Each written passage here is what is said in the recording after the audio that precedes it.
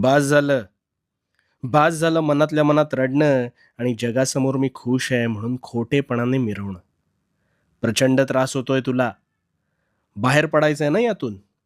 मग आता शांतपणे मी काय सांगतोय ते ऐक. ह्या जाचातून मुक्त होऊन जाशील. मला सांग, घरात कधी प्रसन्न वाटतं रे? केर काढल्यावर. कारण केर काढल्यावर घरात लक्ष्मी वास करते अशी एक धारणा आहे.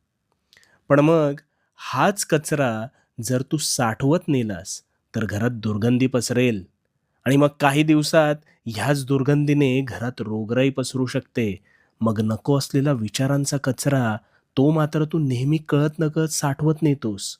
ज्याची मुळं तुझ्या मनात घट्ट घर करून बसतात आणि मानसिक स्वास्थ्य बिघडवतात. पण मग या विचारांना मानसन्मान कोण देतं रे? मला सांग ना कोण देतं? तूच ना.